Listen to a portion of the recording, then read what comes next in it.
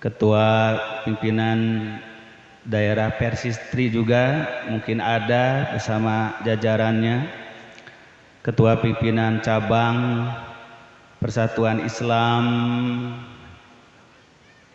masuknya mana ini Ustaz? Cikalong Wetan ya, alhamdulillah.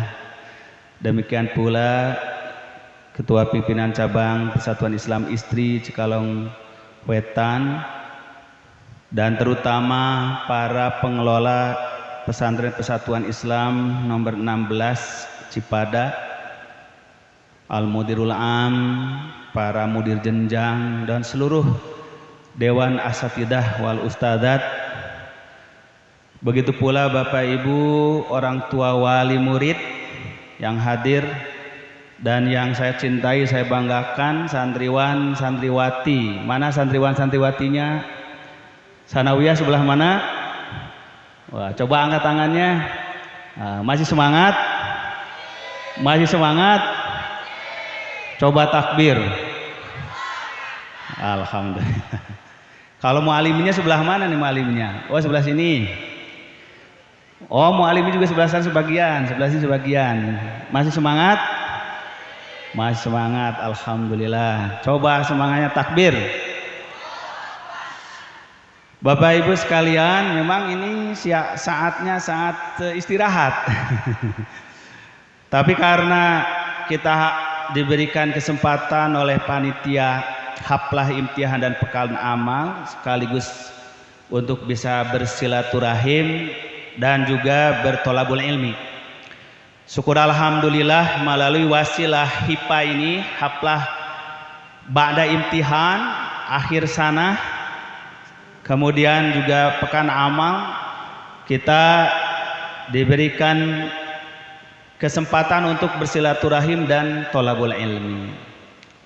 Mudah-mudahan dua momen sekaligus ini, silaturahim, wabil khusus bagi saya yang merupakan pertama kali bisa hadir di hadapan Bapak Ibu sekalian. Ini adalah kesempatan yang sangat-sangat luar biasa, merupakan karunia dari Allah Subhanahu wa Ta'ala, bisa bermuajahah langsung dengan Bapak Ibu sekalian di pesantren nomor 16 pimpinan cabang Persatuan Islam Cikalong Wetan. Begitu pula dengan kader-kader kita, putra putri, para santriwan santriwati tingkat sanawiyah maupun mu'alimin. Walaupun di sini tema utamanya tentang silaturahim, silaturahmi, membangun ukhuwah Islamiyah yang berdasarkan Al-Quran dan Sunnah. Tapi saya nanti Bapak Ibu sekalian ingin menyampaikan juga yang terkait dengan pentingnya kita meneguhkan, mengokohkan visi misi tentang pendidikan pesantren kita. Karena ini momennya juga sangat tepat karena akhir tahun pembelajaran pelulusan bagi tingkat mu'alimin aliyah atau kelas 12 dan kelas 9 untuk sanawiyahnya. Begitu pula mungkin kalau ada madrasah ibtidaiyah dan diniyah, sekaligus juga menyongsong tahun ajaran baru. Bagaimana kita menjaga, memelihara roh pendidikan kita ini agar senantiasa terus kokoh, terus teguh di dalam khitohnya sebagai lembaga pendidikan yang menyiapkan kader-kader mujahid dan mujtahid dakwah insyaallah. Nah, yang pertama terkait dengan silaturahim, membangun ukhuwah Islamiyah. Di dalam Al-Quranul Karim, Bapak sekalian, Allah Subhanahu wa Ta'ala mengisyaratkan kepada kita ada 3 tahapan ukhuwah. Jadi ada ukhuwah insaniyah, ada ukhuwah wataniyah atau sya'biyah, dan ada ukhuwah islamiyah, imaniyah. Nah, kalau ukhuwah insaniyah diisyaratkan oleh Al-Quranul Karim di dalam surah Al-Hujurat, di mana Allah Subhanahu wa Ta'ala mengingatkan pada kita semuanya, yaitu tentang asal usul penciptaan manusia itu semuanya sama. dari Adam dan Hawa,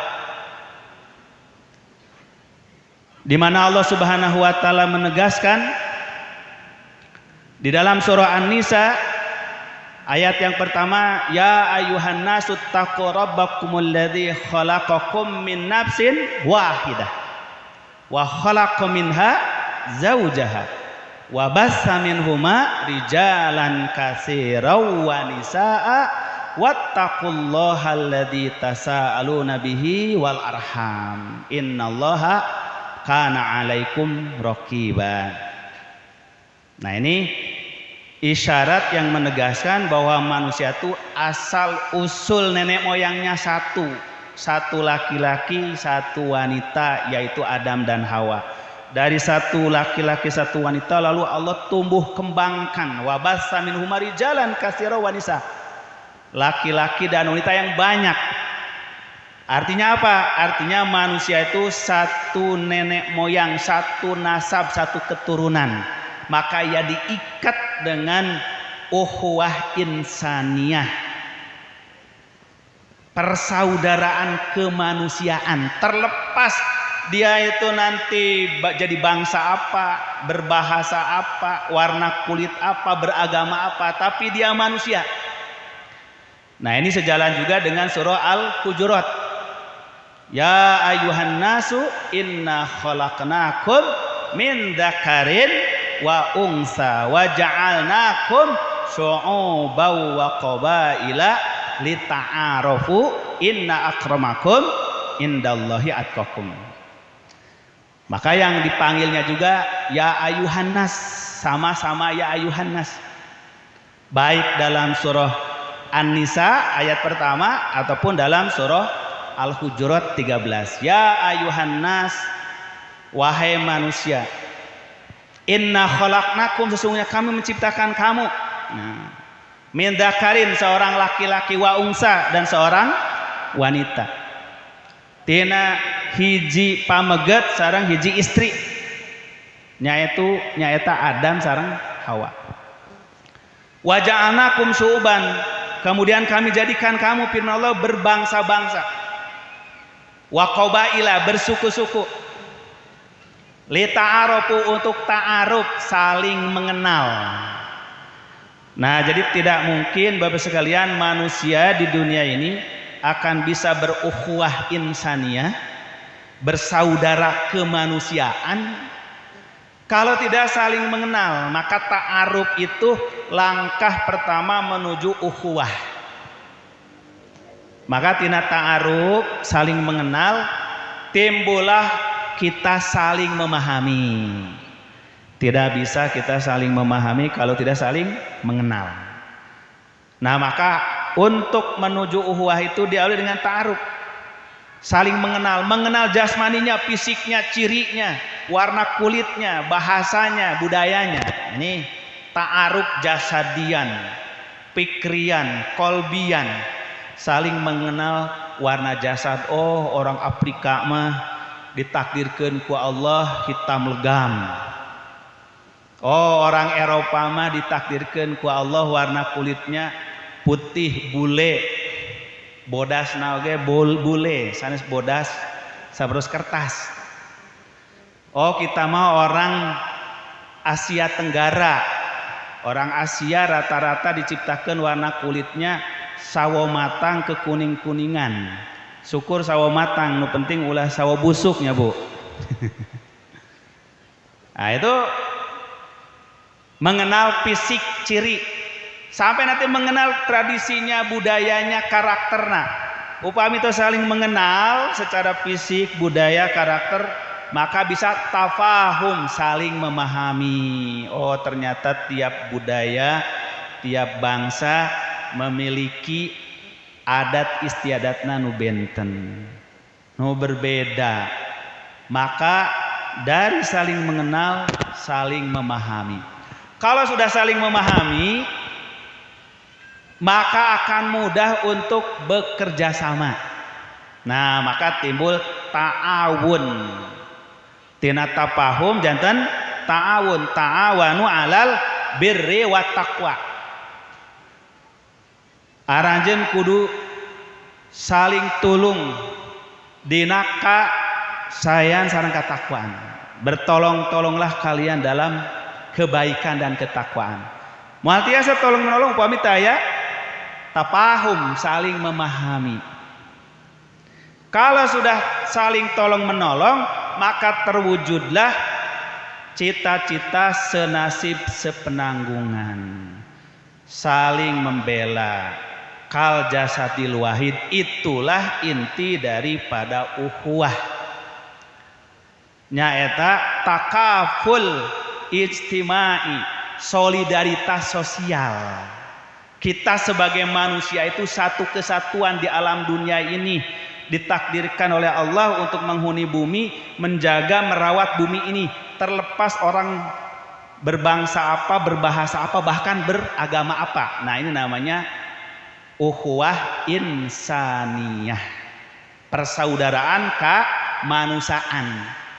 Mata Bapak Ibu, para santriwan santriwatis, terkadang kita bekerja sama dengan orang dasarnya semata-mata kemanusiaan. Kita bisa bekerja di bidang bisnis, ekonomi, kita bisa bekerja dunia pendidikan, kita bisa bekerja dalam dunia sosial, budaya. Itu ikatannya kemanusiaan. Maka di Al-Quran disebutkan tidak peduli orang beragama apapun, selama mau tolong menolong kebaikan, kaum muslimin harus mau bergabung dengan mereka dalam kebaikannya. Maka kata Al-Quran, la yanhakumullahu anil ladina lam yuqatilukum fiddin walam yukhrijukum min diyarikum antabarruhum wa tuqsitu ilaihim innallaha yuhibbul muqsitin. Firman Allah tidak melarang orang-orang muslim, orang-orang mukmin untuk berbuat baik dengan siapapun selama mereka tidak memusuhi kamu, tidak memerangi kamu dalam urusan agamamu, tidak mengusir dari negeri kampung halamanmu. Tuh, innallaha yuhibbul muqsitin. Nah, ini dasar ukhuwah insaniyah. Salama eta manusia, kita wajib berbuat baik dengan siapapun. Selama tidak memusuhi agama kita, tidak memerangi kita, tidak mengusir kita dari kampung halaman kita. Nah, kenapa manusia jadi saling memusuhi, saling membenci, Bapak sekalian? Bukan karena beda keturunan kita dengan bangsa Belanda, dengan bangsa Jepang, tapi karena mereka dulu menjajah kita, jadilah peperangan. Peperangan terjadi karena pelanggaran terhadap persaudaraan kemanusiaan. Ketika sudah tidak ada lagi penjajahannya, tidak lagi permusuhannya, bersaudara lagi. Nah, inilah ukhuwah insaniyah dina Islam. Maka kaum muslimin hidup dimanapun, jadi warga negara manapun, ia akan bisa hidup damai selama tidak diganggu akidah dan agamanya, tidak dirampas hartanya, tidak dimusuhi jiwa raganya. Dasarnya ukhuwah insaniyah. Yang kedua, Bapak sekalian, baru ukhuwah imaniyah, ukhuwah islamiyah. Nah, ukhuwah imaniyah, ukhuwah islamiyah ini yang disebut dalam Al-Quran secara langsung. Dalam surah Al-Hujurat juga, innamal mu'minuna ikhwatun fa aslihu baina akhwaikum wattaqullaha la'alakum turhamun.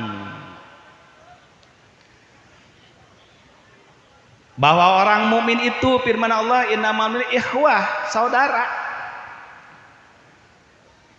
Maka apabila terjadi perselisihan, perbedaan pendapat, pertentangan, fa aslihu, segera damaikan. Fa aslihu baina akhwaikum, damaikan di antara saudaramu itu. Jadi Al-Quran menyebutkan orang yang berselisih tetap disebut saudara. Saudara tapi berselisih disebutlah saudara yang berselisih. Tuh. Jadi artinya perselisihan itu tidak menghilangkan persaudaraan. Nah, jangan sekali-kali karena ada perselisihan jadi menghilangkan persaudaraan. Maka Islam mengajarkan persaudaraan itu ikatan suci yang ditetapkan oleh Allah, baik persaudaraan iman atau persaudaraan nasab ya, kekeluargaan, tidak akan putus walaupun terjadi perselisihan. Maka disebutnya saudara yang berselisih. Al-Quran tetap menyebut dia bersaudara. Innamal mu'minuna ikhwatun fa aslihu baina akhwaikum. Damaikan dua saudara berselisih. Artinya perselisihan tidak memutuskan ikatan persaudaraan. Karena seburuk-buruknya perselisihan tetap masih ada peluang diislahkan. Selama apa? Selama kaum muslim itu ikhlas di dalam bersaudara. Bapak, Ibu, kalau kita lihat dalam Al-Quran ada beberapa penyebab rusaknya ukhuwah Islamiyah. Jadi kalau ukhuwah insaniyah rusak nate, kalau suatu kaum, suatu bangsa merasa lebih tinggi dari kaum bangsa yang lain, lalu menjajah bangsa yang lain, memerangi bangsa yang lain, itulah rusaknya persaudaraan kemanusiaan. Makanya sampai di dunia ini pernah terjadi perang besar sedunia, perang dunia pertama dan perang dunia kedua. Nah, itu hancurnya ukhuwah insaniyah karena keserakahan manusia saling menjajah. Adapun yang merusak ukhuwah Islamiyah, nah ukhuwah internal kaum muslimin, maka Allah Subhanahu wa taala menyebutkan di dalam Al-Qur'an surah Al-Hujurat juga. Apa saja yang merusak ukhuwah Islamiyah itu? Bapak Ibu, dalam surah Al-Hujurat Allah firmankan perusak ukhuwah Islamiyah apa? Pertama firman Allah, ya ayyuhalladzina amanu la yaskhar qaumun min qaumin asa ayyakunu khairam minhum wala nisa'um min nisa'in asa ayyakuna khairam minhun. Yang pertama anu kahiji Bapak sadayana, yang merusak ukhuwah Islamiyah itu karena sekelompok orang merasa lebih tinggi, lebih mulia dari kelompok yang lain, lalu timbullah dia menyepelekan, merendahkan. Nah, disebutnya as-sukhriyah. Ketika sekelompok orang meremehkan, merendahkan kelompok yang lain, baik merendahkan, meremehkan secara fisik, jasmani, maupun meremehkan, merendahkan karena jasa dan perannya. Nah, itu mah Bapak sekalian, jangankan di tengah masyarakat, jangankan di tengah kehidupan kaum muslimin, kita saja di rumah tangga, kalau ada yang merasa direndahkan perannya, diremehkan jasanya oleh anggota keluarga, pasti akan terjadi perpecahan keluarga. Umpamanya istri meremehkan jasa dan peran suaminya, suaminya merendahkan, meremehkan peran istrinya, pasti akan terjadi ketersinggungan. Ketersinggungan itulah cikal bakal orang jadi berselisih, jadi rusaknya ukhuwah. Maka kalau kita hidup Bapak sekalian di rumah tangga, berjamiah, bermasyarakat, bertetangga, salah satu penyebab rusaknya persaudaraan karena peran dan jasa kita disepelekan, dianggap rendah. Makanya salah satu akhlak Rasulullah yang paling menonjol, paling mulia Bapak sekalian, itu beliau mah suka memuliakan, menghormati jasa orang lain, bahkan kepada istrinya sendiri. Sampai-sampai kan ya, Siti Aisyah itu cemburu kepada Khadijah karena Rasulullah selalu menyebut-nyebut jasa Siti Khadijah, padahal Siti Khadijah sudah tidak ada tuh. Sampai kata Siti Aisyah, wallahi ma girtu ala ahadin min nisa'in nabi ma girtu ala Khadijah. Demi Allah kaula teu pernah cemburu ka istri-istri Nabi seperti cemburuna kaula ka Siti Khadijah. Itu pengakuan saha Bu? Pengakuan Siti Aisyah. Jadi ari Siti Aisyah teh sok cemburu tara Bu? Oh sok. Ai sugan teh usrad ari istri Nabi mah tara cemburunya cemburu atuh ari istri mah. Lamun teu cemburuan pasti teu gaduh paraosan. Ya. Pangna gede pahala juga diwayuh teh kana cemburu. Lamun teu cemburu mah moal aya pahalaan. Komo di jurung-jurung mah sing horeng istrinya memang geus boseneun orang nikah deui moal kenging pahala diwayuh ge daten cemburu. Maka kata Siti Aisyah, demi Allah aku tidak pernah cemburu kepada istri Nabi seperti cemburu kepada Khadijah. Padahal kata Siti Aisyah, wallahi ma ra'aitu Khadijah qat, padahal aku nggak pernah ketemu loh dengan Siti Khadijah tuh. Naon sababna Ibu? Bapak Siti Aisyah cemburu kepada Khadijah. Walakinna Rasulullah yuksiru dzikroha. Rasulullah teh sering muji-muji wae tuh. Rasulullah teh sering nyebat-nyebat we jasana, padahal terus teu aya coba. Itu Siti Khadijah. Baheula mah nuju aya Khadijah gitu ta Rasulullah teh. Baheula mah Khadijah atuh nyel we Siti Aisyah teh cemburu. Sampai-sampai kata Siti Aisyah, ya Rasulullah ka'alam takun fil ardi nisaun au imratun illa Khadijah. Wahai Rasulullah, memang di bumi ini enggak ada lagi wanita kecuali Khadijah. Sampai begitu tuh Aisyah. Kata Rasulullah, banyak wanita mah wahai Aisyah, yang mau yang cantik, yang pinter, yang kaya banyak. Tapi kalau nyari yang seperti Khadijah tidak mudah.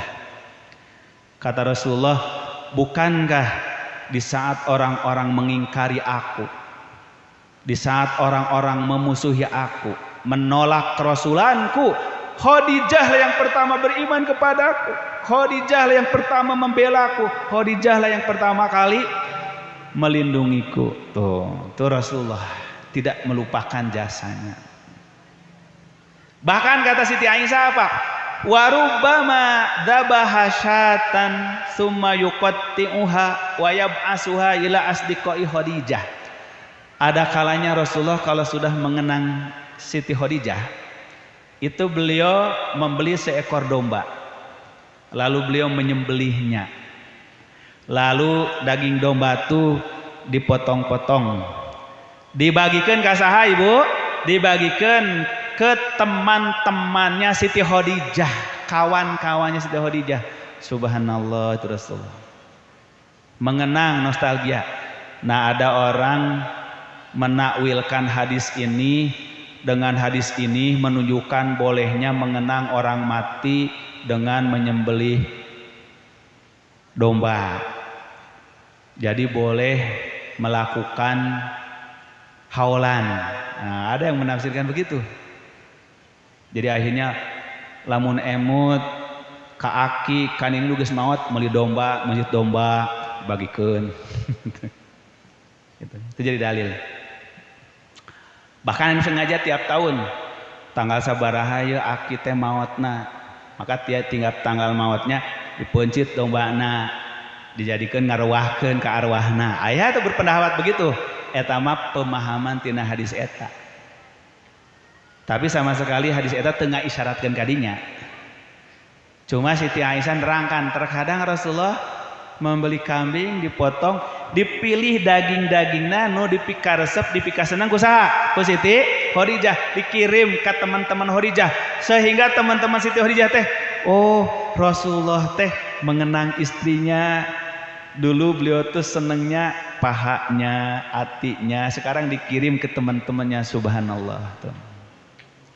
Nah, jadi salah satu akhlak yang menjaga ukhuwah itu orang saling menghormati, menghargai peran dan jasa. Lamun peran jasa seseorang diabaikan, direndahkan, dihinakan, pasti orang merasa tersinggung, akhirnya timbullah kebencian, permusuhan. Maka dalam Al-Quran setelah Allah menerangkan innamal mu'minuna ihwatun, fa aslihu baina ahwaikum, maka Al-Qur'an menerangkan sebab-sebab rusaknya ukhuwah. Sebabnya rusaknya ukhuwah yang pertama as-sukhriyatu, yaitu nganggap rendah, nganggap remeh, nganggap sepele karena jasa batur. Ya ayyuhalladzina amanu la yashor qaumum min qaum. Sebab bisa jadi orang yang dianggap sepele jasanya, dianggap lemah jasanya, justru paling berjasa di sisi Allah. Ini yang pertama tuh. Yang kedua firman Allah, setelah la yashor qaumin qaumin asa yakunu khairum minhum wala nisa'u min nisa'in asa yakunna khairum minhun wala talmizu anfusakum wala tanabazu bil alqab. Dalam Al-Quran Allah firmankan, jangan biasakan suka manggil-manggil dengan gelaran yang buruk, dengan sebutan-sebutan yang busuk. Kalau istilah sekarang mah disebutnya itu menstigma orang. Nah, sering kaum muslimin terjadi perpecahan Bapak sekalian lantaran suka di stigma atau suka dipanggil kelompok-kelompok dengan sebutan negatif. Contohnya naon sebutan negatif teh bersadayana. Oh, iya mah muslim radikal tuh. Leres teh? Iya mah muslim intoleran. Iya mah muslim fundamentalis. Iya mah muslim moderat. Nah, ini istilah-istilah yang dinisbatkan ke kaum muslimin dengan gelaran-gelaran yang buruk. Kalau dalam bahasa sederhana contohnya hadis mah seperti manggil jalmi hei pincang kan gitu. Wahai buta, sanaos buta ge da dipanggil buta mah tetep tersinggung gitu. Sanaos pincang ge dipanggil pincang mah tetep tersinggung, tetep dipanggil mah hoyong nami nu lengkap, nu asli. Nah, itu sifat manusia. Maka dalam Al-Qur'an tidak boleh sekali-kali orang wala talmiju anfusakum wala tanabazu bil alqab. Jangan suka mencela diri sendiri dan jangan memanggil dengan panggilan-panggilan yang buruk. Di antara panggilan yang buruk itu adalah menuduh orang lain dengan sebutan fasik. Bi salismul fusuku ba'dal iman. Sagoreng-gorengna panggilan teh memanggil orang fasik, hei fasik. Pencuri saja Bapak sekalian kalau dipanggil hei pencuri pasti marah gitu. Orang yang ahli maksiat juga kalau dipanggil ya ahli maksiat tetap marah. Orang yang ahli bid'ah saja kalau dipanggil ya ahlul bid'ah pasti marah. Komode lamun teu ngelakukeun. Nah, mawi dina ajaran Islam tidak boleh orang memanggil dengan panggilan-panggilan yang buruk. Panggilan-panggilan buruk itulah digunakan oleh orang-orang yang benci pada Islam untuk mengkotak-kotakan kaum muslimin. Kemarin habis pemilu 2018 namanya kaum muslimin di Indonesia sampai pecah jadi kampret dan cebong. Terus tuh rusak. Siapa kampret, siapa cebong tuh. Itu cara batur memecah belah teh membuat istilah-istilah stigma-stigma buruk. Stigma apapun bisa dirubah jadi goreng sanajan asalnya bagus pamina. Seperti kalimat radikal. Arti radikal asalnya mah halus teh. Radikal teh artinya adalah mendasar, mengakar. Redix artinya akar. Jadi orang yang radikal berpikirnya selalu mengakar. Mengapa? Bagaimana? Apa sebabnya? Itu orang radikal. Makanya orang yang berpikir mendalam, para filosof disebut berpikir radikal. Makanya kenapa dulu sampai ada buku namanya Ahasan Pemikir Islam Radikal. Dulu mah radikalnya encan jadi slogan buruk, encan jadi stigma, jadi positif, ya halus. Radikal itu berpikirnya dalam, berpikirnya mendasar. Tapi sekarang mah kalau sebut radikal jadi buruk istilah ininya, kesannya, betul? Terus Bapak Ibu. Nah, ini namanya stigma.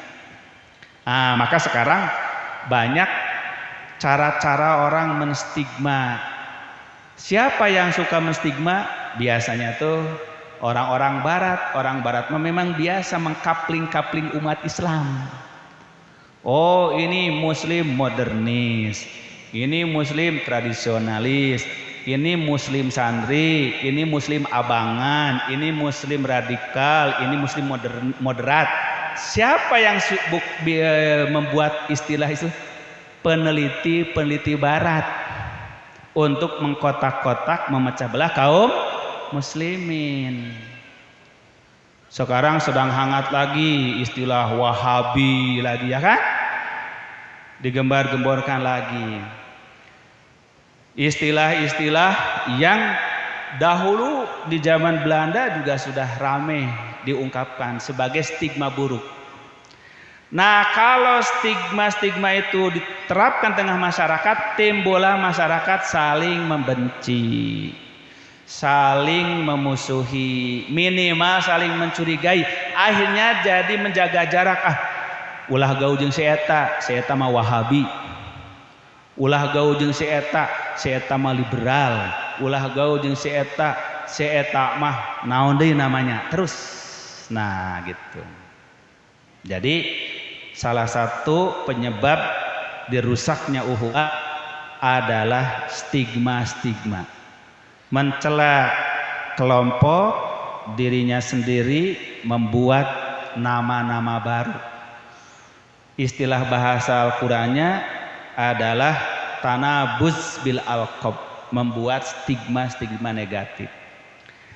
Ayat berikutnya Bapak sekalian yang merusak ukhuwah Islamiyah itu di dalam Al-Qur'an disebutkan ya ayyuhalladzina amanustanibu katsiran minadh-dhon. Di antawis nu ngarusak ukhuwah Islamiyah tuh goreng sangka. Nah, suudzon, buruk sangka. Kalau orang sudah buruk sangka pasti capek hati karena lihat apapun buruk sangka. Tengah malam-malam ada orang bertamu, buruk sangka penjahat. Padahal orang mawa berkat karena suudzon teu dibuka, akhirnya berkatna teu katampi. Duduk di bus dengan orang lain suudzon, jangan-jangan ini pencopet gitu. Akhirnya sepanjang perjalanan teu wani naros-naros acan. Ternyata teh tatangga gitu, ngan carang papendak gitu. Banyak kerusakan orang karena suudzon. Maka di dalam hadis Nabi SAW, iyyakum wadzon fa inna dzon akdzabal hadis. Jauhan ku aranjeun goreng sangka, karena goreng sangka teh termasuk seburuk-buruk perkataan, sebohong-bohong perkataan. Suudzon. Maka kata Al-Qur'an ya ayyuhalladzina amanu istanibu katsiran minadh-dhon inna ba'dadh-dhoni ismun. Banyaknya orang berselisih, bertengkar, tidak bersaudara, salah satunya buruk sangka. Akhirnya karena buruk sangka, oh si anu begini, si fulan begitu, tidak mau silaturahmi, tidak mau berdiskusi, tidak mau tegur sapa. Ternyata setelah tegur sapa, setelah silaturahmi, oh baik sekali orang itu. Tuh, itu karena goreng sangka. Kulantaran tos disingsenan ku sangkaan buruk, menutup diri untuk silaturahmi. Suudzon. Berikutnya kata Al-Qur'an yang merusak silaturahmi itu apa? Wala yaghtab ba'dukum wala tajassasu. Jangan biasa mencari-cari kesalahan orang lain. Tajassus tuh. Memata-matai. Mencari-cari kelemahan kesalahan. Nah, apalagi sekarang ini di zaman medsos Bapak sekalian. Paling banyak orang itu tajassus. Paling senang, paling resep kalau menemukan kesalahan orang lain untuk diungkit, untuk disebarkan. Akhirnya dari tajassus karena gibah. Tuh. Sebab nu tajassus mah milarian kesalahan anu sanes. Kalau kesalahan sudah ditemukan, disebarluaskan, maka dari tajassus jadi gibah.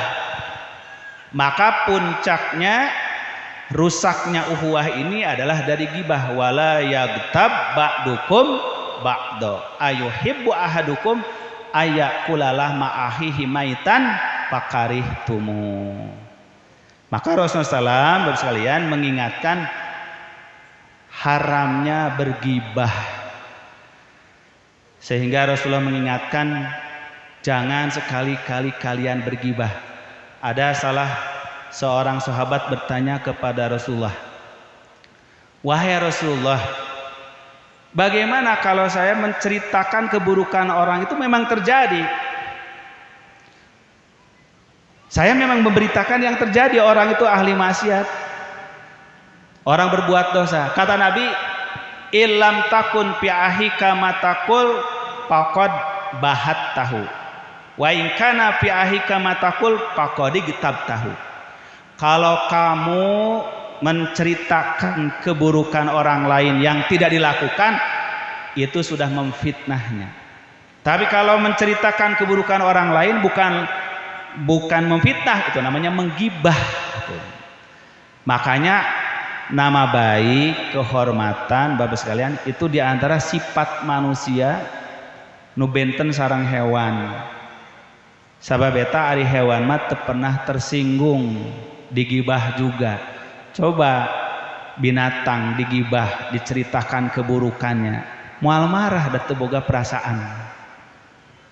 Tapi kalau manusia, di antara sifat dasar manusia itu memiliki kehormatan nama baik, prestise, maka ku Islamah dilindungi. Lamun hewan mah hanya dilindungi teh kasalamatan darahnya. Tapi lamun manusia mah kasalamatan darah, kasalamatan harta, kasalamatan nama baik tuh. Makanya kata Rasulullah sekalian, inna dima'akum wa amwalakum wa a'radakum haramun alaikum kahurmati yaumikum hada fi syahrikum hada fi baladikum hada. Sadar Rasulullah, sesungguhnya darah kamu, harta kamu, nama baik kamu haram dilanggar di antara kamu, seperti haramnya melanggar hari ini, bulan ini, negeri ini tuh. Apa makna hadis ini? Rasulullah menyampaikan hadis ini di khutbah wada, Bapak sekalian, menerangkan kehormatan diri orang-orang beriman. Pertama, haram melanggar darahnya, jangan sampai ada orang dizolimi oleh saudaranya tuh. Maka dalam Islam kalau ada orang dizolimi, darahnya hukumannya kisos. Sebab dia dilanggar hak darahnya.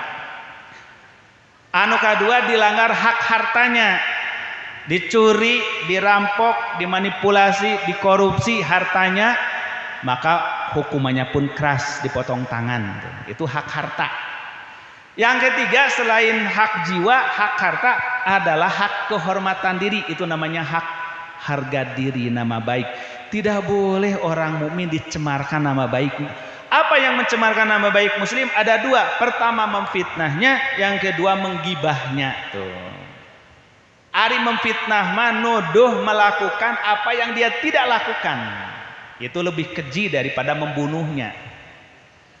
Ari menggibah mah memang menceritakan yang dia lakukan, tapi tidak perlu diketahui orang lain. Itu gibah.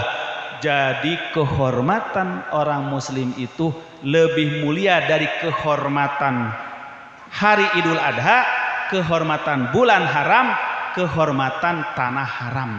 3 kali lipat. Nah sekarang ini yang banyak itu dilanggar. Karena sekarang zaman medsos, sedikit-sedikit orang men-share, menceritakan keaiban orang lain. Tanpa disadari kita telah menggibahnya. Kalau ternyata tidak terbukti, itu namanya memfitnahnya. Inilah penyebab rusaknya ukhuwah. Itu sebabnya kenapa setelah innamal mu'minuna ikhwatun diikuti dengan larangan-larangan tadi. Jangan melakukan sukhriyah, jangan mencela orang lain, jangan memanggil dengan panggilan yang buruk, jangan suudzon, jangan mencari kesalahan, dan jangan melakukan ghibah. Kalau 6 hal ini kita jaga, insya Allah maka akan senantiasa terpelihara nilai-nilai ukhuwah, nilai-nilai persaudaraan. Nah, ini namanya ukhuwah Islamiyah. Selain ukhuwah insaniyah, ukhuwah Islamiyah ada ukhuwah sya'biyah watoniyah, ukhuwah kebangsaan, ukhuwah ketanah airan. Makanya kita kenapa merasa bersaudara hanya gara-gara sekampung, merasa bersaudara gara-gara sedesa, merasa saudara gara-gara setanah air, senegeri, sebangsa. Maka ada ukhuwah watoniyah itu skalanya sadesa, ukhuwah watoniyah skalanya sakecamatan, bahkan sabangsa sanagara, itu ukhuwah watoniyah. Maka dalam Al-Quran banyak ayat Bu sekalian, wa ila adin akhohum huda, dan kepada kaum Ad kami kirimkan saudara mereka yaitu Nabi Hud tuh. Wa ila samud akhohum solihah, dan kepada kaum Samud kami kirimkan saudara mereka yaitu Solih. Padahal Nabi Solih, Nabi Hud dimusuhi ku kaumnya, tapi Quran menyebut tetapnya saudaranya. Saudara apa itu? Itulah ukhuwah sya'biyah, ukhuwah qaumiyah, persaudaraan satu kaum. Makanya nabi-nabi itu walaupun dimusuhi oleh kaumnya disebut saudara kaumnya itu. Wa ila madyana akhohum, kepada bangsa Madian kami kirim saudara mereka tuh. Wa ila adin akhohum wa ila samud akhohum, ke kaum Samud kami kirim saudaranya, ke kaum Ad kami kirim saudaranya. Padahal para nabi itu dimusuhan ku kaumnya, tapi disebutnya saudaranya. Saudara apa itu? Saudara sebangsanya, saudara sesukunya, saudara senegaranya. Nah, itulah makanya dalam Islam subhanallah ukhuwah tuh banyak ikatannya. Ukhuwah insaniyah, Islamiyah, watoniyah, sya'biyah. Sebagaimana Bapak sekalian kalau kita bertetangga nih, Bapak Ibu upami urang bertetangga, ikatan tetangga eta teh aya 3 tahapan. Masing-masing eta teh ikatanana yang satu dengan yang lain bisa lebih kuat. Maka dalam hadis Rasulullah menyebutkan al-jaru salasatun, ari bertetangga teh ayat 3 tingkatan. Ditinjau tina ikatanana. Apa yang disebut dengan tetangga itu ada 3 tingkatan. Pertama, ada tetangga yang dia memiliki adalah 3 hak. Ada tetangga yang memiliki 2 hak, ada tetangga yang memiliki 1 hak. Siapa tetangga yang memiliki 3 hak? Nyata tangga dekat rumahnya, nya saudara, sadulur, sanasab, nya saagama. Eta disebut tetangga hakna 3. Tetangga 3 hak. Kalau kita berbuat dosa ke tetangga itu 3 kali dosanya. Apa sebabnya? Sebab melanggar hak tetangga dekat rumahnya, melanggar hak persaudaraan senasab kita, dan melanggar hak saudara seagama. Ada tetangga yang jarun lahu haqqani, tetangga hanya 2 hak saja. Siapa tetangga yang 2 hak saja? Dia dekat rumahnya, dia seagama dengan kita, tapi beda ibu bapaknya, beda katurunanana. Kita mah penduduk asli, dia mah pendatang, tapi tetap 2 hak, hak dekat rumahnya dan hak seagama tuh.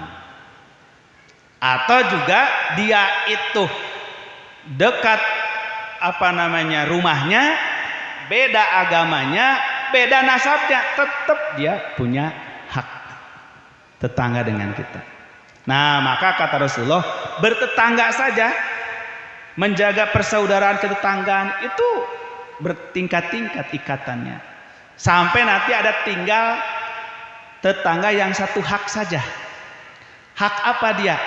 Mungkin tinggal hak seagama atau mungkin tinggal hak sanasab. Rumahnya jauh, teu saagama tapi sedulur sanasab masih punya satu hak. Atau mungkin rumahnya dekat tapi beda agama, beda nasab, tetap dia punya hak diperlakukan baik oleh kita, yaitu satu hak ketetanggaan. Jadi ajaran Islam, tuntunan Al-Quran dan Sunnah begitu hebat mengajarkan nilai-nilai ukhuwah ke urang sadayana. Makanya ukhuwah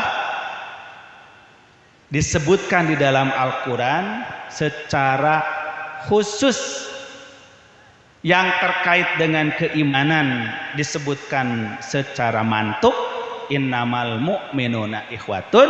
Nu terkait sareng insaniyah atau basyariah sareng watoniyah disebut secara isyarat. Aya nu kahiji Bapak Ibu para asatidah santriwan santriwati terkait dengan wajibnya kita menjaga nilai-nilai ukhuwah Islamiyah nu berdasar tuntunan Al-Quran dan As-Sunnah. Komode upami urang bergabung dalam wadah dakwah Jamiah Persatuan Islam. Sajabiti ikatan ukhuwah insaniyah, ukhuwah Islamiyah, watoniyah ditambah deui ku ikatan ukhuwah jamaiyah. Sevisi semisi dalam perjuangan dakwah. Nah, makin nambah lagi kekuatan. Yang kedua yang ingin saya sampaikan di kesempatan yang baik ini Bapak sekalian, ini adalah terkait karena ini sedang imtihan. Nah, saya ingin menyampaikan beberapa poin penting terkait dengan pendidikan kita ke depan. Alhamdulillah Bapak sekalian, pesantren Persatuan Islam yang dipelopori sejak tahun 1930-an ya di Kota Bandung. Sekarang dengan karunia dan nikmat Allah telah bertebaran hampir ada di 23 provinsi dan mayoritas tetap masih banyak di Jawa Barat. Kurang lebih yang terdata nomornya saja itu kita sudah 375-an. Itu yang terdata nomor. Karena masih banyak juga yang belum pakai nomor. Contohnya pesantren Persatuan Islam Bangil Putra Putri didirikan 1941. Tetapi belum pakai nomor. Harusnya mah nomor 2 setelah Pajagalan. Tapi Pajagalan malah ngaborong nomorna, Pajagalan 1, Pajagalan 2. Karena memang ada 2 lembaga Pajagalan. Sedangkan yang di Bangil Putra Putri belum nomerin. Yang di Madura di Camplong Putra Putri juga belum dinomerin. Ada 7 pesantren juga di Kepulauan Sapeken belum dinomerin. Karena mereka sudah berdiri lama tapi belum dinomerin. Kalau diberi nomor bontot, mereka jadi gengsi. Masa diberi nomornya bontot? Padahal lebih dulu. Sapros Bangil. Akhirnya kita coba usahakan mau nggak kalau yang Pajagalan dihibahkan 1 ke sana ke Bangil. Jadi Pajagalan 1, Bangil 2. Atau 1A, 1B kan gitu. Supaya sesuai dengan sejarah. Kalau sini kan nomor 16 ya Ustaz, nomor 16. Itu teh gambaran urutan berdirinya gitu. Jadi kalau kita sudah mencatat yang bernomor 375-an, kalau tiap pesantren itu ayat 3 jenjang atau minimal 2 jenjang, itu kan tos langkung 1000 jumlah lembaga pendidikan urang. Tos langkung 1000 jumlah pendidikan urang. Ayeuna Ibu-ibu Persistri luar biasa nih semangatnya Ibu Persistri ya. Sudah 600 itu PAUD dan RA-nya 6 ibu-ibu itu. Subhanallah. Tepuk tangan buat ibu-ibu tuh. Udah 600 itu sekolahnya, RA-nya. Nah. Dan ini teh jangan dianggap kecil, sepele jasanya. Maka saya bilang tadi, ingatkan salah satu penyebabnya kita rusak ukhuwah teh tidak menghargai jasa orang lain. Ini jasa Ibu Persisi, subhanallah. Menyiapkan lembaga pendidikan kangge putra-putri. Minimal putra-putri kita di internal jamiah urang atau nunyakolahkeun di urang Bapak Ibu, rata-rata santriwan santriwatinya paling terlalancar maca Al-Qur'an. Laras teh? Subhanallah. Masih banyak di sekolah nu sanes mah bujang-bujang kaluarti TK, bujang-bujang kaluarti madrasah diniyah, sudah SMP, SMA, perguruan tinggi belum bisa membaca Al-Qur'an. Bapak Ibu sekalian, di Indonesia ini jumlah kaum muslimin 240 juta. 240 juta. Hampir seperempat miliar. Kalau negara Timur Tengah digabungkan, Arab Saudi, Kuwait, Bahrain, Uni Emirat Arab, Qatar, Jordan, Libanon digabungkan kabeh, tetap masih loba Indonesia. Tuh. Masih banyak Indonesia.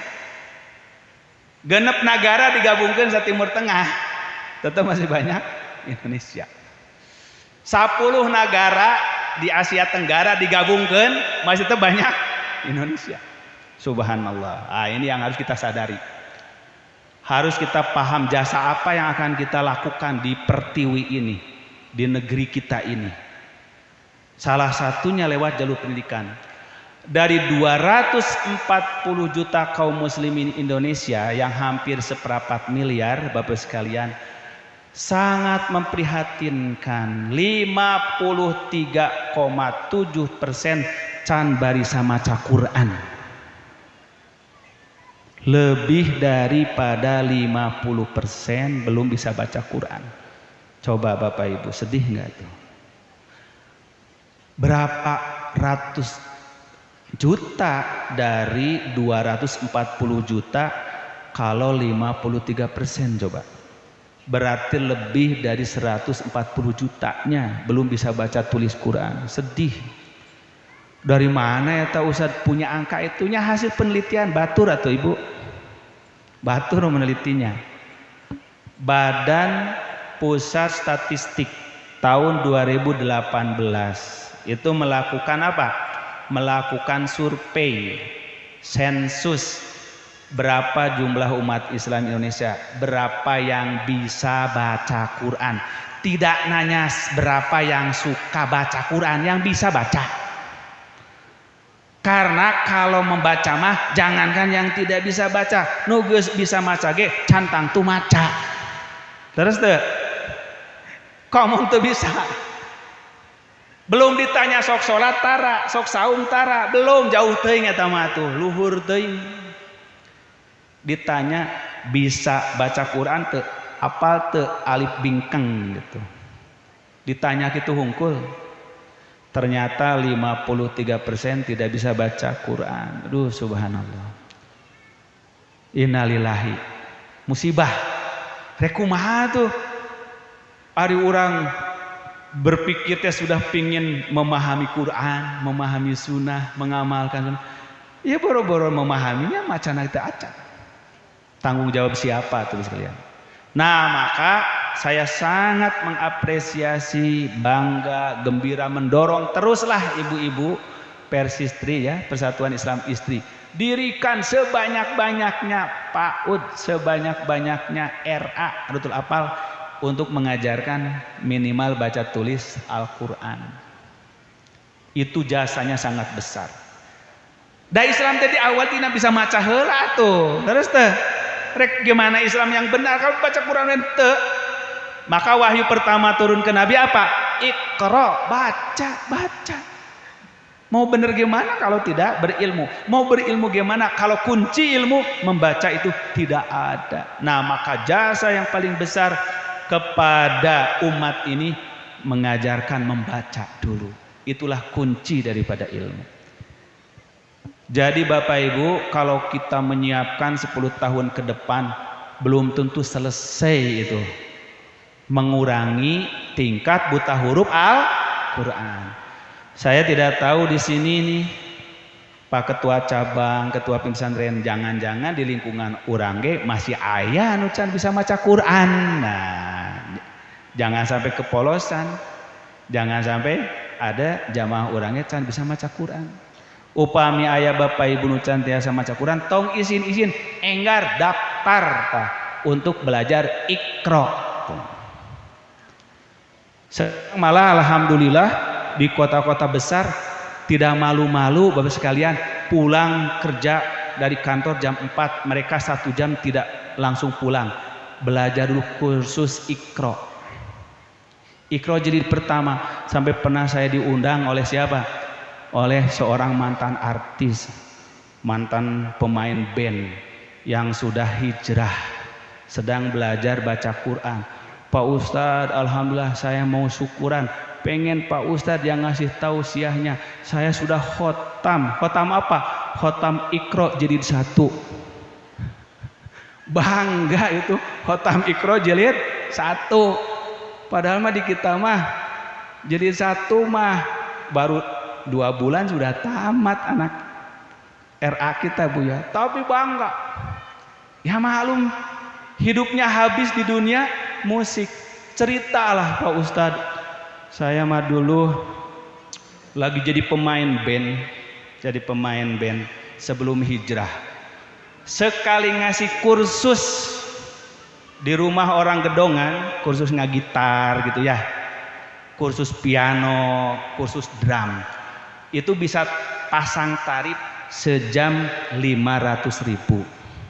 Bayangkan kalau murid saya 10, bayangkan kalau murid saya 100, dan saya 10 jam ngajar, sehari berapa saya dibayar? Tuh kata dia. Tapi ketika saya sekarang sudah belajar Al-Quran, saya buka di tempat kursus musik itu, kursus baca Al-Quran, teu aya nu daftar, padahal gratis. Sakali aya nu daftar,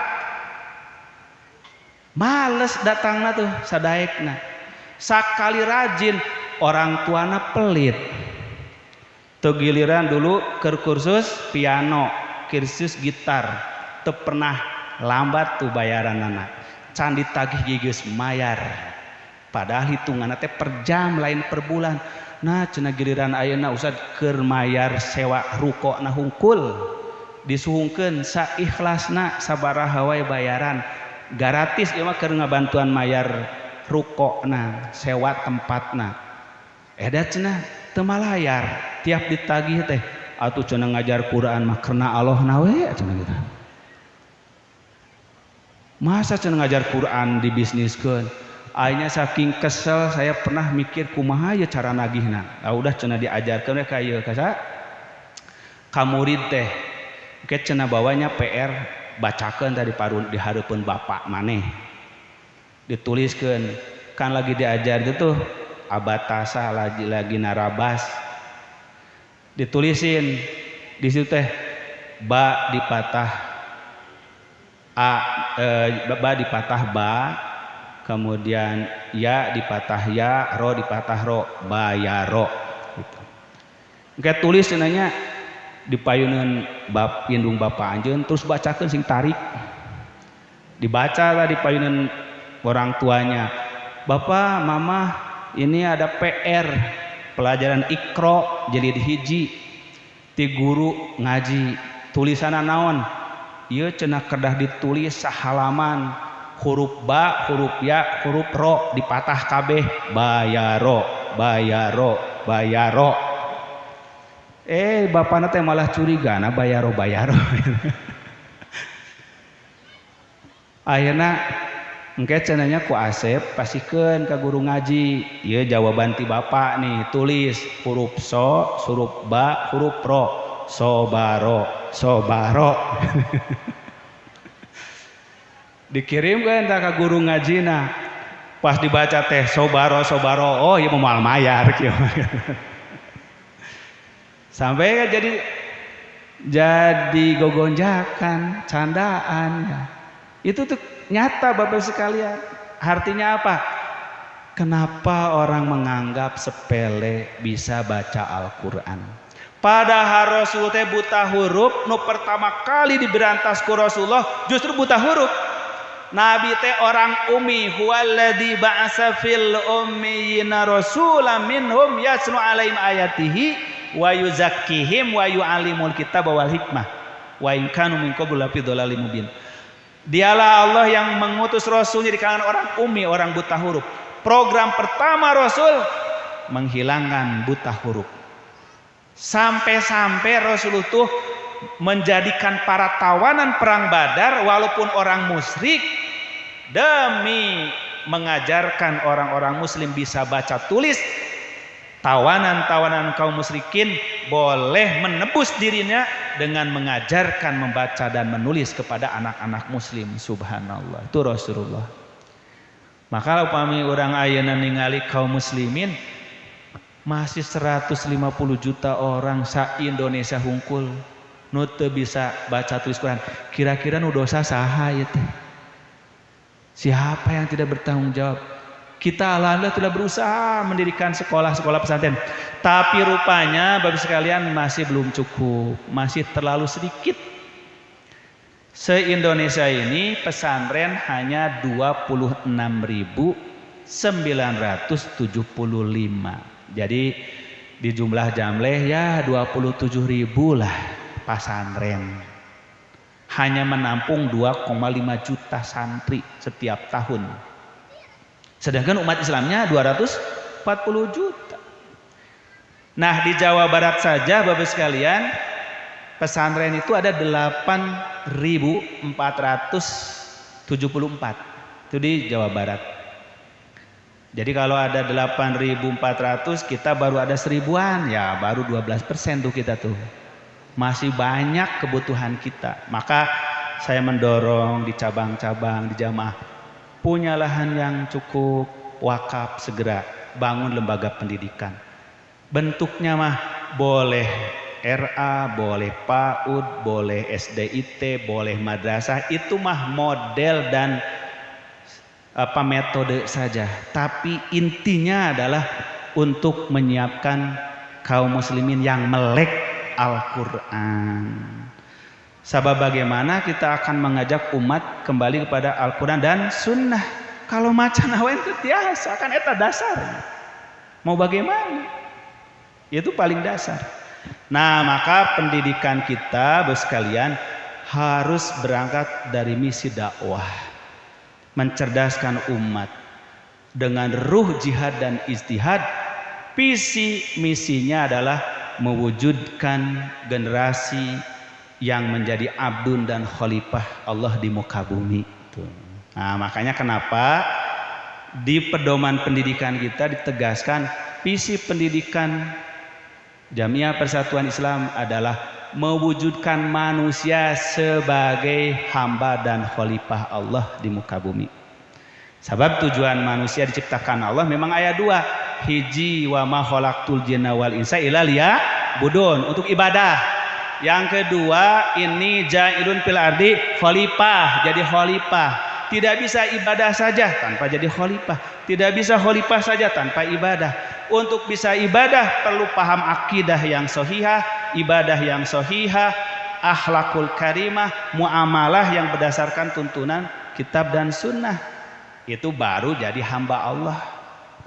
Tidak bisa jadi khalifah kalau tidak punya ilmu pengetahuan, tidak punya kepemimpinan, tidak punya keahlian, skill.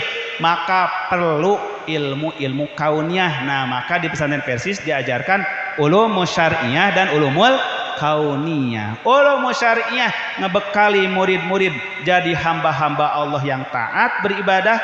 Ulumul kauniyah membekali siswa-siswi, santriwan santriwati jadi hamba-hamba Allah yang siap jadi khalifah, jadi pemimpin. Apa pemimpin itu? Pemimpin bukan hanya jadi presiden, jadi gubernur, jadi bupati, tapi memimpin diri sendiri, memimpin keluarga, memimpin masyarakat. Syukur-syukur bisa memimpin dunia seperti dulu Rasulullah membentuk para sahabat dari sekedar anak-anak gembala, budak-budak sahaya, hidup di gurun pasir, berubah menjadi pemimpin-pemimpin dunia. Nah, itulah pendidikan yang hebat. Mewujudkan masyarakat manusia sebagai hamba dan khalifah Allah. Maka kenapa di kita sejak awal berdiri pesantren Persis 1939 ya, 36 Pajagalan, pola pendidikannya sudah diintegrasikan. Tidak hanya belajar akidah ibadah, tapi ditambah pelajaran umum. Karena kita ini sebagai abdun dan khalifah. Nah, banyaknya rusak kehidupan ini Bapak sekalian karena kita mengajarkan ibadah, mengajarkan taat, batur nu nguasai dunianya. Akhirnya nu taat, nu ahli ibadah teh dijajah kuno kumawasa dunia. Tuh gitu. Maka dalam Al-Qur'an harus digabungkan antara menguasai kitab dan menguasai besi. Menguasai akidah dan menguasai teknologi. Kalau bahasa surah Al-Hadid mah kitab mizan dengan Al-Hadid besi itu. Laqad arsalna rusulana bil bayyinat wa anzalna ma'ahumul kitaba wal mizan liyaquman nasu bil qisti wa anzalnal hadida fihi ba'sun syadid wa manafi'ul linnas tuh. Kami teh dawuhan Allah geus ngutus para rasul teh dibekeli ku kitab supaya menegakkan keadilan dalam akidah dan ibadah. Wa anzalna ma'ahumul hadid, dan kami turunkan besi kepada mereka. Liyaquman nasu bil qisti, agar ditegakkan keadilan dengan besi itu. Tuh, jadi tegaknya agama teh kudua. Hiji adalah ku memahami kitab dan sunnah sebagai sumber ajaran agama. Yang kedua menguasai apa? Menguasai besi, hadid, teknologi. Nah ini Bapak sekalian, ini PR kita semuanya. Nah yang terakhir Bapak sekalian, tentu saja dalam dunia pendidikan ini selain visi misinya harus kuat, menyiapkan generasi kita jadi hamba-hamba dan khalifah Allah, juga pendidikan kita harus memiliki ruh yang kuat. Ruh pendidikan kita adalah ruh jihad dan ijtihad, bukan hanya sekedar ruh pengetahuan. Makanya bukan hanya yarfa'illahul ladina amanu minkum waladina utul ilma darajat. Bukan hanya untuk mencapai derajat kemuliaan saja, tapi ruh pendidikan kita ini apa? Wa makanal mu'minuna liyanfiru kafatan falaula nafara min kulli firqatin ta'ifatun liyatafaqahu fiddin waliyungdiru qaumahum idza rajau ilaihim la'allahum yahdarun. Jadi harus siap membentuk kader-kader kita tapakuh fiddin. Tapakuh fiddin yang semangatnya ruh jihad dan ijtihad. Makanya ayatnya ayat jihad. Surah At-Taubah ayat 122. Jadi pendidikan kita mah dalam konteks berjihad di jalan Allah. Nah maka kepada para asatizah, para pengelola pesantren, jangan sampai kita lepas dari ruh jihad dan ijtihad mengelola pendidikan. Kalau hilang ruh jihad dan ijtihad melalui pendidikan Islam, pasti banyak orang meninggalkan. Lebih baik jadi ASN, lebih baik jadi pegawai negeri, lebih baik jadi pebisnis. Apa yang bisa diharapkan materi dari pendidikan pesantren? Nggak ada. Tapi yang diharapkan adalah pahala yang besar dari Allah. Itulah semangat ruh jihad dan ijtihad. Nah, maka di dalam filosofi pendidikan kita dikatakan materi pelajaran itu penting, tapi lebih penting lagi metode. Metode penting, tapi lebih penting lagi kehadiran guru. Kehadiran guru penting, tapi ruhnya guru lebih penting lagi. Al-madatu muhimmatun walakinat tariqata ahamu minal madah. Wa tariqatu muhimmatun walakinal mudarris ahamu minal tariqah. Waruhul mudaris ahamu min mudaris nafsihi. Ruhnya para pendidik lebih penting daripada sekadar pendidiknya. Datang ke pesantren tapi nggak bawa ruh, nggak bawa semangat, malah bawa kemalasan. Akhirnya datang ke kelas jadi apa? CBSA, cul barudak sina anteng, sina arulin. Gurunya asik di kantor ngopi gitu ngobrol, muridnya anteng arulin di kelas. Beak waktu bel pulang, datang ke sekolah, datang ke rumah sekolah diajar naon jang, arulin weh, bahaya. Akhirnya nalika di akhir tahun disurvei, Guru siapa yang paling favorit? Pelajaran apa yang paling disukai? Semuanya guru muridnya ngajawab. Pelajaran yang paling favorit adalah pelajaran kosong. Jadi pelajaran kosong favorit. Pelajaran itu ayat gurunya. Nah, ini bahaya. Nah, makanya roh pendidikan harus dibangkitkan lagi. Kenapa orang tua dulu kita menjadikan moto pendidikan kita itu adalah wa makanal mu'minuna liyanfiru kafah, bukan yarfa'in lah. Itu juga penting. Tapi kalau yarfa'illahu alladina amanu minkum waladina utul ilma darajat, itu meraih kederajaan dengan ilmu. Tapi kalau tafakuh fiddin, konteksnya wa makanal mu'minuna liyanfiru kafah, ulah kabeh kaum mukminin teh pergi ke medan perang memikul senjata berjihad, tapi harus ada yang berjihad dengan ilmu. Maka pendidikan kita adalah jihadul ilmi.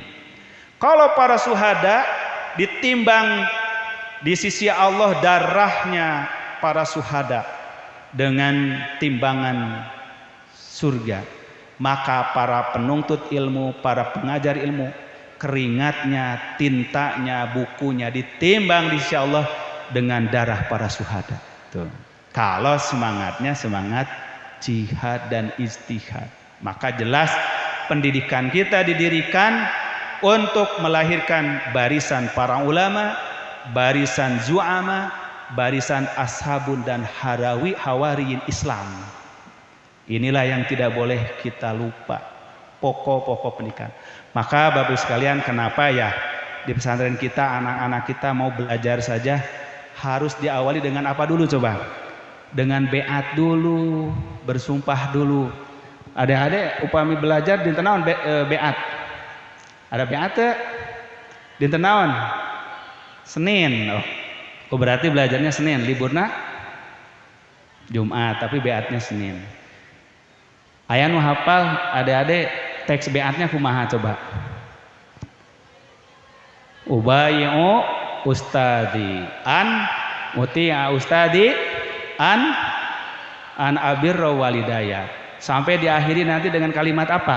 Ma yakunu min najwa salasatin illa huwa rabi'uhum wala khamsatin illa huwa sadisum wala adna min dzalika wala aksara illa huwa ma'hum aina makanu.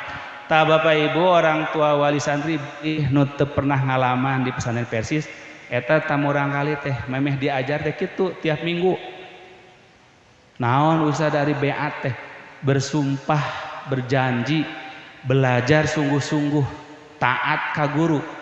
Ubayyu ustadi, aku berjanji pada guruku. An uti'a ustadi, aku akan taat pada guruku. An abirra walidaya, akan berbuat baik pada ibu bapak. Jadi upami ibu bapak mendapatkan putra putri teu soleh teke we tah. Kos jaranji di sakola eta teh. An ajtahida bi ikhlasin, aku bersumpah akan belajar dengan sungguh-sungguh tulus ikhlas. Subhanallah. Sampai Bapak sekalian di luar pesantren kita tuh nanya, ini Persis apa-apaan kok mau belajar wae pakai bayat? Kan bayat mah ngangkat khalifah. Sampai ayah anu naros ke Simkuring, orang tua murid kemungkur masih mengelola pesantren di Jakarta Timur. Ada nu protes tuh orang tua murid. Pak Ustadz mohon maaf katanya, saya kan baru saja masukin anak di sini. Pas saya ikut masuk pertama upacara bayat. Apa itu bayat? Kenapa di pesantren Persis buat bid'ah pendidikan? Masa orang mau belajar pakai sumpah setia seperti ngangkat khalifah? Nah ini karena tidak memahami. Bapak Ibu sekalian, bayat santri mah bukan membayat kepala sekolahnya jadi khalifah, jadi imam, tapi itu janji setia kepada dirinya, kepada Allah, bahwa dia akan belajar dengan semangat jihad. An ajtahida bi ikhlasin, aku bersungguh-sungguh dengan tulus ikhlas menuntut ilmu ini. An abirra walidaya, aku bersumpah akan berbuat baik pada ibu bapak.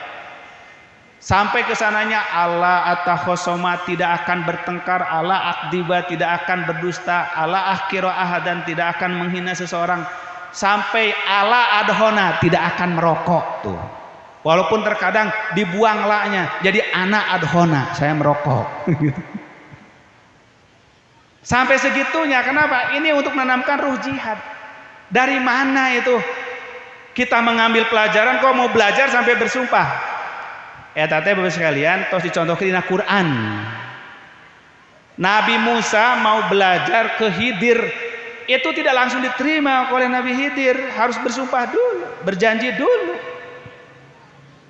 Sampai kata Nabi Musa, "Ka Khidir, hal attabi'uka ala an tu'allimani mimma ulimta rusda." Wahai Khidir, aku diperintah Allah mencari-cari kamu sampai berminggu-minggu mengelilingi pantai laut mati ini, sungai Yordan ini. Sekarang baru ketemu. Saya diperintah Allah untuk belajar pada kamu. Maukah kamu mengajari saya tentang ilmu yang kamu ketahui yang aku tidak ketahui? Bolehkah aku menjadi muridmu? Apa kata Khidir? Kata Khidir, qala innaka lan tastati'a ma'iya sabra. Wah, mohon maaf saja wahai Musa, kamu tidak bisa sabar dengan saya. Ilmu saya mah terlalu tinggi, kamu mah terlalu rendah. Cek bahasa urang begitu dicuekin Nabi Musa.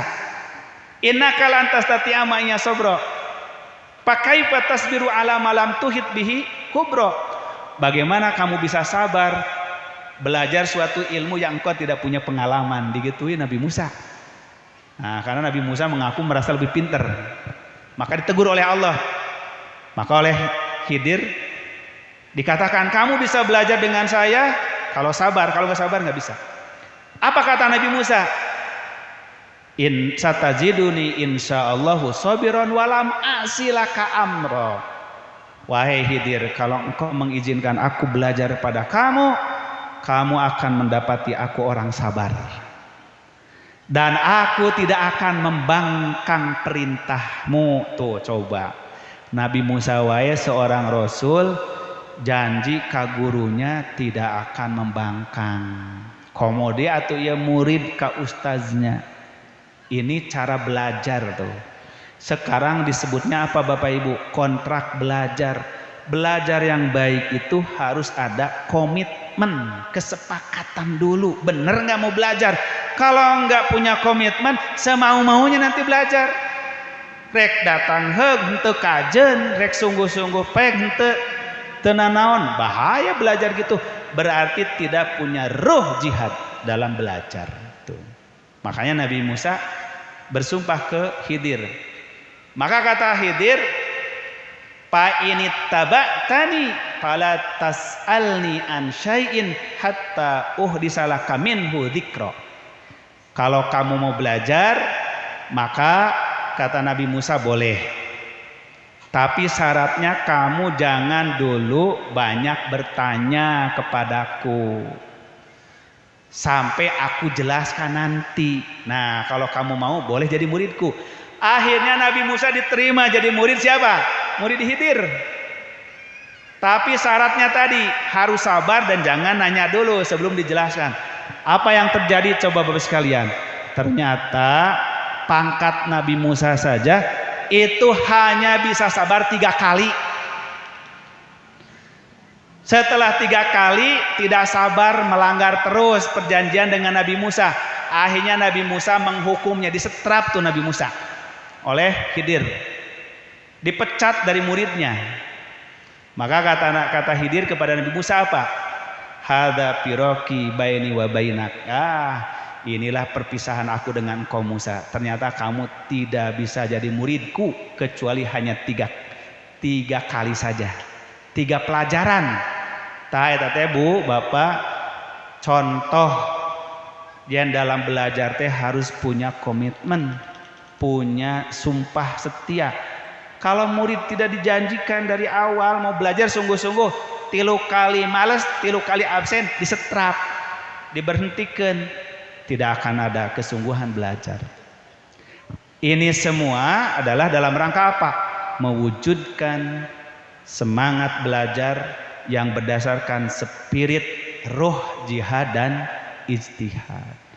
Insya Allah saya kira kalau kita semua terus mewarisi nilai-nilai ini dalam pendidikan, tidak akan pernah pendidikan kita ini padam, tapi akan terus berkembang. Tapi kalau nilai-nilai ruh jihad dan istihad pendidikan ini meredup, saya khawatir nanti malah pesantren kita hanya tinggal mewah di bangunannya, megah fasilitasnya, tapi kosong dari ruh dan kualitas dakwahnya. Saya kira Bapak Ibu yang dirahmati, dimuliakan Allah Subhanahu wa taala, inilah yang dapat saya sampaikan. Mudah-mudahan silaturahim kita pada kesempatan siang menjelang sore hari ini diberikan rahmat taufik oleh Allah Subhanahu wa taala, kita diberikan kesehatan, keapiatan, diluaskan rizki kita melalui silaturahim ini, dipererat ukhuwah insaniyah kita, watoniyah kita, islamiyah, dan ukhuwah jamaiyah kita. Semoga pesantren yang kita cintai ini terus tumbuh, berkembang, meluluskan kader-kader mujahid dan mujtahid Islam di masa sekarang dan di masa yang akan datang. Putra-putri kita benar-benar menjadi pemimpin-pemimpin harapan masa depan. Sebagaimana doa kita, Rabbana hablana min azwajina wa dzurriyyatina qurrata a'yun waj'alna lil muttaqina imama. Rabbana atina fid dunya hasanah wa fil akhirati hasanah wa qina adzabannar. Wal afu minkum. Wassalamualaikum warahmatullahi wabarakatuh.